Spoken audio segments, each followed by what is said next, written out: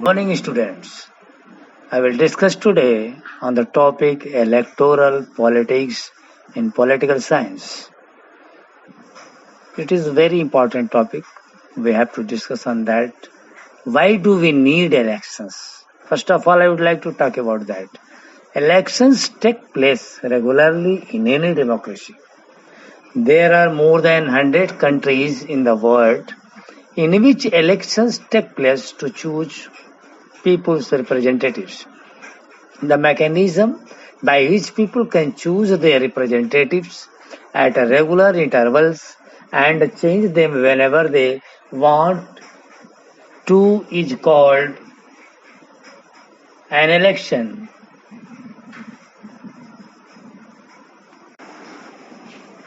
In an election, the voters make many choices. They can choose who will make law for them. Second one, they can choose who will form the government and take major decisions.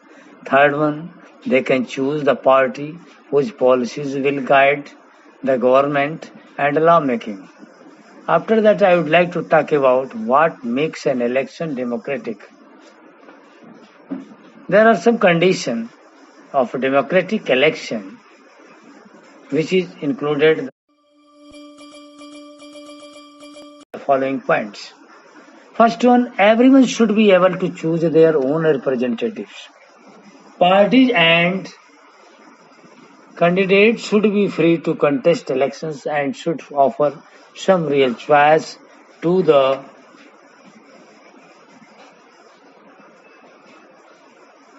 representative. Second one, parties and candidates should be free to contest elections and should offer some real choices to the voters. Third one, elections must be held regularly after every few years. Fourth one, the candidate preferred by the people should get elected. Last one and fifth one, elections should be conducted in a free and fair manner where people can choose as they really wish. After that, I would like to talk about, is it good to have political competition? Elections are all about political competition. This competition takes various forms. At the constituency level, it takes the form of competition among several candidates. Here are some few reasons that support political competition as being good for people. First one, regular electoral competition provides incentives to political parties and leaders. Second one, political parties know that if they raise issues that people want to be raised, their popularity and chances of victory will increase in the next elections. On the contrary, if they fail to satisfy the voters with their work, they will not be able to win again. Third one, if a political party is motivated only by the desire to be in power, despite that it will be forced to serve the people. Next one, why is our system of election? In this regard, elections are held in India in Lok Sabha and Vidhan Sabha assembly regularly after every 5 years. After 5 years, the term of the elections, elected representatives comes to an end. Election held in constituency at the same time, either on the same day or within a few days, is called a general election. Sometimes elections are held only for one constituency to fill the vacancy caused by death or resignation of a member. This is called a by-election. After that, electoral constituency. You know very well, India is divided in different areas for the purpose of elections. These areas are called electoral constituency. The voters who live in an area elect one representative. First one, for Lok Sabha elections, India is divided into 543 constituency. The representatives elected from each constituency is called a member of parliament or an MP. Each state is divided into a specific number of assembly constituency. In the case, the elected representative is called the members of legislative assembly or an MLA.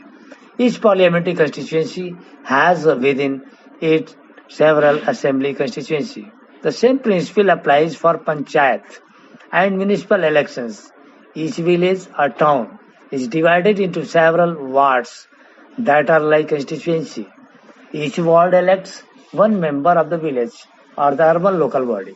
Sometimes these constituencies are counted as seats, for each constituency represents one seat in the assembly. After that, I would like to talk about reserved constituency. Some constituencies are reserved for people who belong to the scheduled caste and scheduled tribe. In Lok Sabha, 84 seats are reserved for SC and 47 for ST. In SC reserved constituency, only someone who belongs to the scheduled caste can stand for election. Second one, only those belonging to scheduled tribes can contest an election from a constituency reserved for ST. In many states, seats in rural, panchayat, and urban municipalities and corporations, local bodies are now reserved for other backward classes and women candidates as well. After that, I would like to talk about voters list. India is the best example of democratic country. In a democratic election, the list of those who are eligible to vote is prepared much before the election and given to everyone, who is officially called the electoral roll and is commonly known as voters list.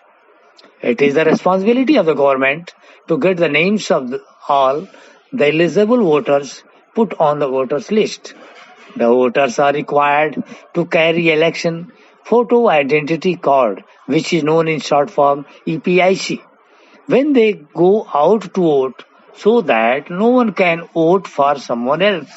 But the card is not yet compulsory for voting, as voters can show many other proofs of identity like the ration card or driving license. After that, I would like to talk about nomination of candidates. Anyone who can be a voter can also become a candidate in elections. The candidate should be minimum of 25 years of age. Every person who wishes to contest an election has to fill out a nomination form and give some more money as security deposit.